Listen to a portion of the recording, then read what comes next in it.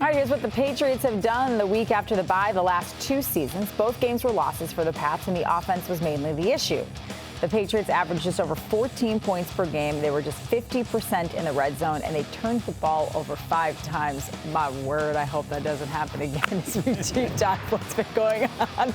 I mean, that's just like, if that was the problem like the last 2 years and last year, things were actually, DJ Bean joining the conversation, and things have actually been going okay before, and then this year the offense feels a complete mess. Like, there's a part of me that wonders, what's it going to look like? What is it going to look like on Sunday? They're a bottom 5 offense in a lot of categories that really matter. So they have to do things differently, whether it's just changing up your tendencies, don't run so often on first down, maybe throw the ball a little bit more on early downs, try to get Mac Jones more comfortable, spread it out a little bit more, try some different run plays, things we talked about earlier this week. To me, there have to be significant. Phil's 3-point plan. You have to do some significant shifting in a variety of areas, because even though they're 5-4, and they've survived, DJ, with this offense functioning the way it has, it won't continue to work out so well because the schedule that they are facing gets much tougher in the second half. Has Bill lost his fastball?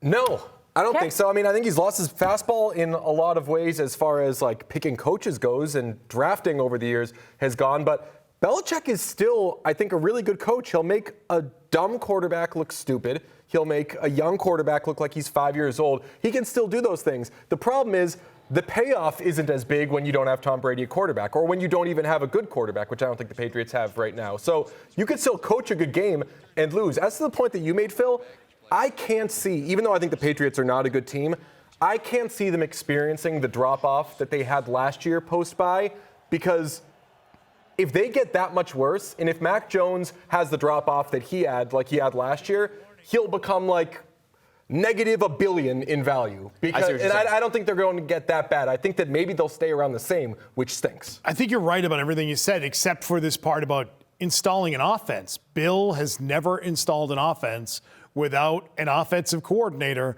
familiar with the offense. That's never been done with him as head coach. When he got here and he had Charlie Weiss and was implementing that offense 22 years ago, that was an offense that the team, regardless of who the offensive coordinator was continuing to add to, build on to, tweak along the way.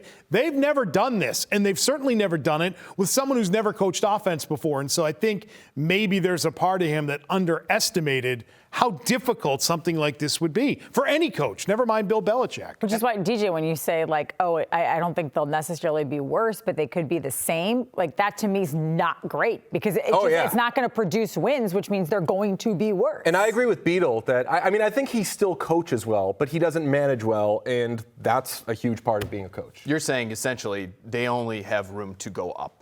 Yeah, I mean, just because really, like, the difference between, I don't know, like... Oh, they can get worse. The difference between a bad team and a terrible team in the NFL isn't that great, and I think that right now the Patriots are a pretty bad team, and if they get as worse post-bye as they did last year, then they would be like the worst team in the NFL, and I don't think they would be one of the worst teams in the NFL. Yeah, I agree with that. And I think, Beadle's point about maybe underestimating how difficult it would be to install an offense, I think they maybe underestimated or just sort of misevalued what they had on their team. It seems like some of the things they really wanted to do early in the season, they don't do so well right now. And some of the things they do well, like these downhill runs. You know what'd be great with these downhill runs, DJ? What'd be great to have? A fullback. You know what they don't have? Yeah. Fullback. A fullback. So, like, those are some of the things that you look at early in the season and said, you might have pigeonholed yourselves in a way that's not benefiting you. And Phil has brought up first down runs, and I think it's an excellent point because they've run entirely too much on first down. But I don't mind them running on first down if they have the look. The problem is they have run on first down too many times when they should not be running the ball, period. When the defense in front of them has 8 guys in the box and they're still banging their head against the wall trying to run the ball. This is something that we were talking about, Phil, when this team was out in Vegas during joint practices. Remember that? Where we watched it in the preseason and we said, why do they continue to do this? And the explanation was, well, we're trying to just understand the offense. And so the look and the lack of success doesn't matter right now. It never ended. The lack of success is still going on, and it's almost December. And so that to me is where they've got to figure that part of it out. And that to me speaks to your offensive coordinator and your offensive coaches not being able to identify what someone's doing, and your quarterback not having confidence enough to call an audible at the line of scrimmage. Give him the freedom to get out of it. Or the freedom. Give him the freedom to get out of it. I don't think it's confidence. I think it's freedom. I remember, Phil, late in the preseason, that Raiders game where Mac Jones threw a pick where we were like, what in the world is he doing? And the takeaway was, well, maybe he has more freedom to check out of it and to not have those sorts of mistakes. And when the games matter. Yeah. Once it gets to the regular season started. And there's so many points this season where I'm like, where's this smart quarterback again? Well, and the games matter now. Yeah, the games matter now because right now, if we take a look at the playoffs, the AFC playoff bubble, teams battling for that third wild card spot, you've got the Jets and the Bills both at 6 and 3 in the 5th and 6th spots. You've got the Pats right there hanging on to the last spot at 5 and 4, but then you've got the Chargers and the Bengals and the Colts.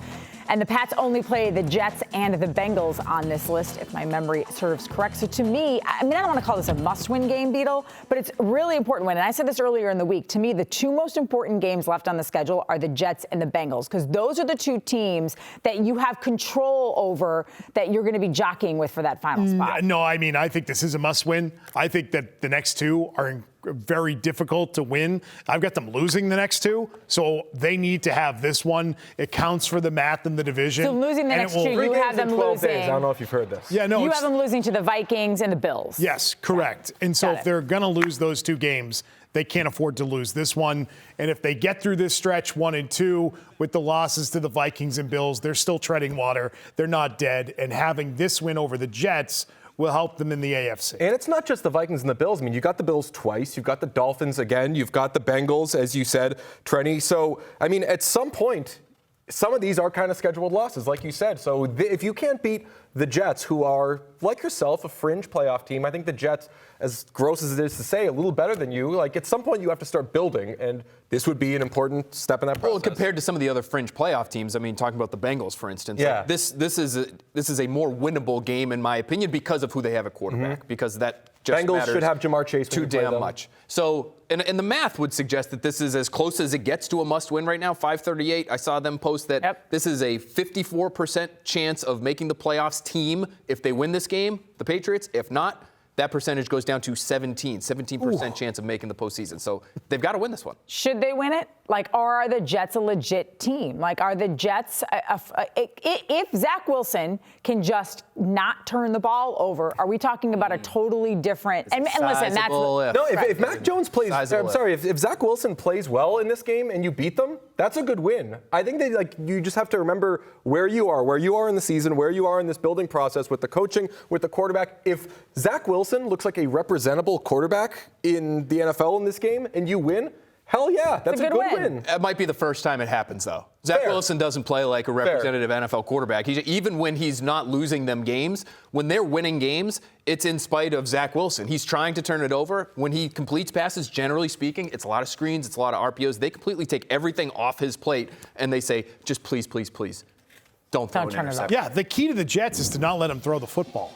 That's how they can try and win. Speaking of that, guys, back in week 8, Mac Jones and Zach Wilson faced off, and despite a Patriots win, neither quarterback actually played all that well. Jones, of course, we know, threw for less than 200 yards, a touchdown, a pick, and was sacked 6 times. He also had a returned pick 6. While Wilson threw 3 interceptions and was visibly frustrated during and after the game. He was asked about that frustration yesterday. Zach, you were pretty emotional when you came off the field against them a couple of weeks ago. How do you put those emotions, keep those emotions out of the way from this game? I thought they were good emotions. I mean, I was frustrated, and I still believe nobody outside of this building knows what they're talking about. So. I did. You did? Yeah, I did. Why'd you turn down a coaching position? Who told you that? What a loser. This is the guy that watches. He's like the type of guy that watches NFL Live and is like, why is Mina Kimes there? She doesn't play in the NFL. Nobody knows what they're talking about. Idiot. How do you really feel about Zach Wilson? Oh, this guy's a bozo. So, but it does present, like, one thing that this... I'd take him over Mac Jones. We're going to get to that. The one thing, Phil, that I look at with this matchup is, like, who's in a better position, though, to handle the pressure? Because it's not like Mac Jones may have won that game, But he only won the game because they turned over a pick six. Like they reversed the call. Zach Wilson threw 3 interceptions. Neither quarterback is coming in with much confidence. And Mac is going to, like normally you'd say, oh, Mac's playing at home, friendly environment.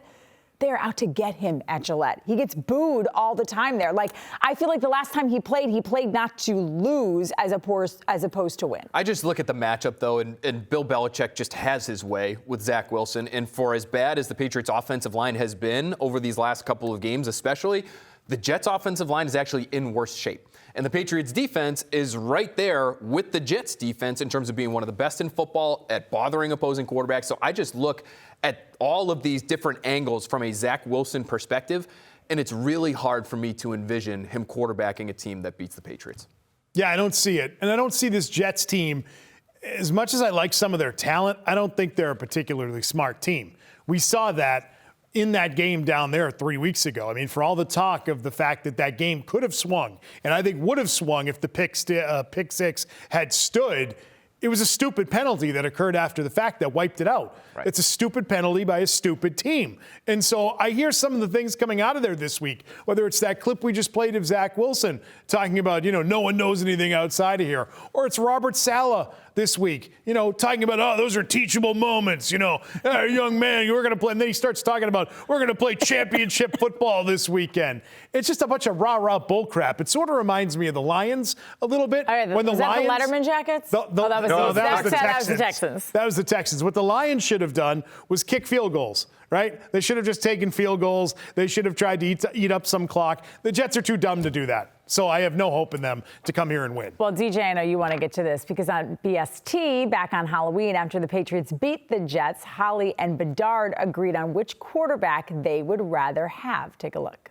I'm going to ask you this question. I want you to give each of these players, I'm going to tell you, the same quarterback coach. Let's say Josh McDaniels. Right. Okay. Or pick your favorite offensive coach then. Okay. Mac Jones or Zach Wilson?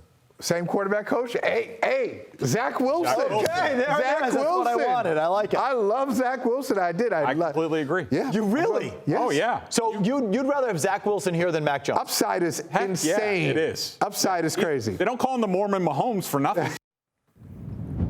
Okay, you want Zach Wilson. Would you take Zach Wilson or would you take Mac Jones? No, I don't want either, but I'd still take Mac Jones because Mac Jones has at least shown that he can play quarterback in the NFL, which is something Zach Wilson's never done. Okay, so to me, Mac Jones has shown you what he is, and that makes you a team that should be taking flyers on other quarterbacks. So Mac Jones isn't so valuable to me that I wouldn't, sorry for the double negative, that I wouldn't trade him out for a high upside buffoon, which is what That's Zach the Wilson thing. Can you is. coach like my? So I just try another guy, and he probably stinks too. Okay, and then you go to the next guy. That's where I think the Patriots are. Can I just bring up a name? Can I bring up a name? Because last year, if you look at them, they had relatively comparable seasons. Mac Jones as a rookie, and Kirk Cousins. Kirk Cousins is now the quarterback of an 8-1 football team in Minnesota.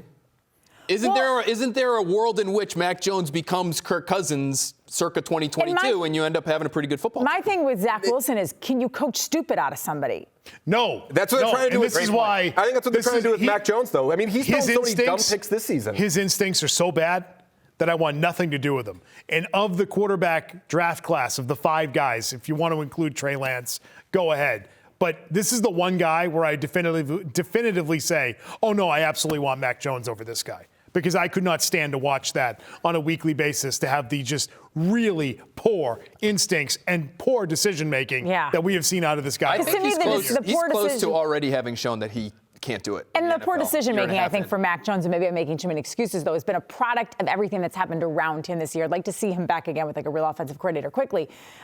Christian Barmore on the IR. The defense has been fine without him, but is this a concern? That's a big deal. That's a big deal because, to me, he is somebody who really helps Matt Judon flourish. He's somebody you put him in the middle of the line. If he forces a double team, he's got a lot of those this year when he's been on the field. That allows Judon to work one-on-one and kind of wreck games. So you're not going to have that presence for at least the next 4 weeks.